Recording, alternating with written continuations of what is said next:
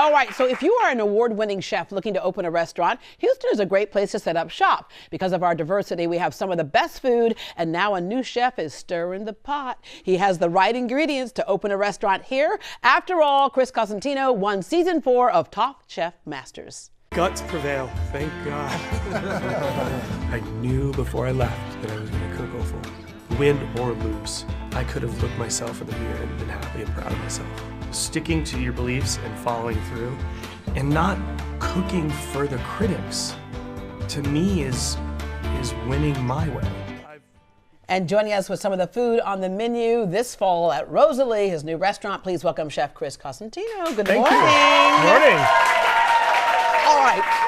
I love these competition shows because I think so many of us, we just don't realize what goes on between the kitchen and before that plate actually gets on our table. It just magically appears. It's right? a lot. Yeah, and although you're in a contest setting, there are true elements to what it takes every day to run a restaurant. You know, I think what people don't realize is it's as true to the actual everyday as you're seeing on the show. So, for instance, we're being thrown all these different challenges, but it's just like the restaurant. The challenges in the restaurant are maybe somebody didn't show up, the product didn't show. You have to ebb and flow and change as you go. Too much of one thing, too little of another.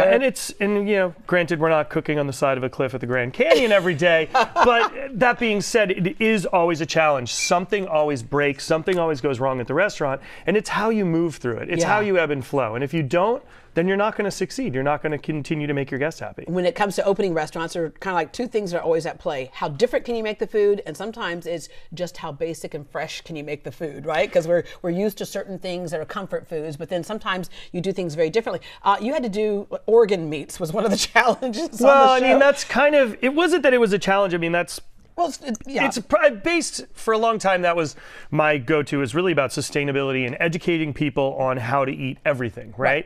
Not just produce, but with meats. And in the US, for many, many years, no one ate a lot of these cuts of meat. It was really considered peasant food, or you would mostly find it in ethnic markets. Yeah. And now it's big bowl of steaming hot chitlins is what I'm talking about. Those are really delicious. Pickled pig feet, pickled pig snout. You know, I'm not a big pickled pig's foot fan, but I do. Trotters are my favorite. As my mom said, you were a big fan of it when you were hungry, growing up on the farm in East Texas. I'm sure. I'm sure. But yeah, I think when you start to look at a restaurant and you're looking at a business, and it's really ultimately about making people smile. I give taste memories for a living. Very And to me, that's a really important way to look at it. You know, I'm there for the guests and I'm there to make people smile.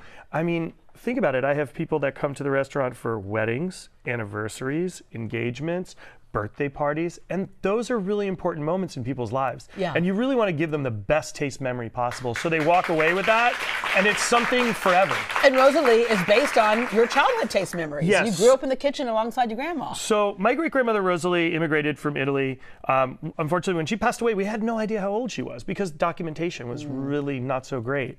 And she really instilled something in me that was just, it was in the background always, because everything was tomato pie, or she would hand crank pasta. I mean, all these things were there, but I never really started to realize it was there until I got just enough older and she'd passed away and I was working in restaurants, and I was like, oh, this is what she was talking about. Yeah. This is that moment. Yeah. So speaking of that moment, you have a moment right here. Yes. You've got the burrata, and what I love about what's happened, it seems like in the last maybe 5-10 years in America, is that we've come back to the realness of food, right? Yes. And the nutrient dense, the fresher you can get it, the better, and it shows up in the flavor. Yeah, so the key for me is ultimately seasonality. There's a couple different ways I look at it. First, you eat with your eyes, right? If you're gonna look at it, it's gonna be vibrant and beautiful and fresh. Color. A lot of colors going on. But also, where are you getting your product from? What farm? Is it local? Is it organic?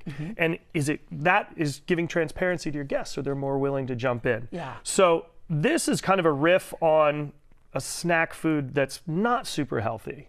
So I like to call this Taste the Rainbow. So everybody knows what Skittles are. And the commercial platform was Taste the Rainbow. This looks very healthy compared to Skittles. It does, but it does look like Skittles. So it's all those different vibrant colors that you would see, those little round, but these are all summer fruits, right? Cape gooseberries, you have multiple different varieties of cherry tomatoes in different colors, blueberries and grapes. Yeah. They're all fruit. Tomato I'm falls. gonna taste that. I've never tasted that before. They look like a tomatillo when you get them. They have a little skin on the outside. They're tart and sweet at the same time. Almost like an orange, but a little tangerine or something. Super delicious. Yeah. Oh, good.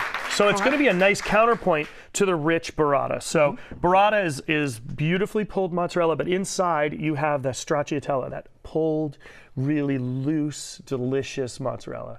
Yes, very creamy like. Okay. Exactly. You ready to go? So what I have here is just a very simple basil pesto. So we're going to put this down, and the key here is I want it to emulate grass.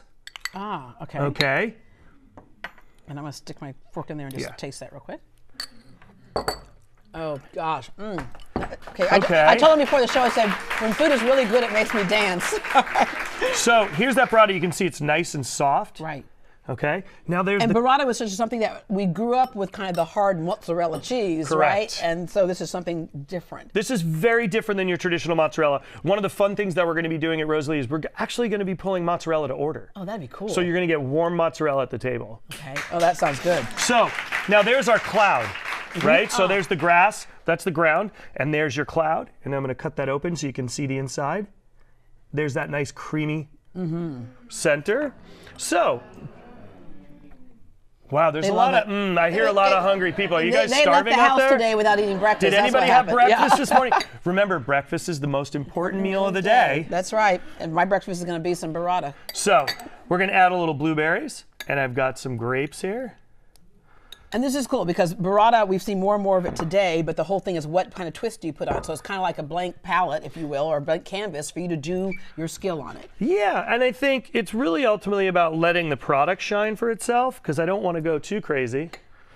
And everything's going to sing. So I have in here all those different pretty, so now that's starting to look like a bag of Skittles, right? Right. You're not one of those prima donnas Skittles that only wants one color, right? No, give me Okay, variety. just making sure, because you know they say all those famous folks, all they want is one color. The monochromatic type of Yeah, thing? they're like, I just want green grapes. I'm dressed monochromatically, but I really want some color in my food. Just a really beautiful red wine vinegar. You can smell that. It's really, really fresh. It smells like a really wonderful Pinot Noir. Yeah, it does.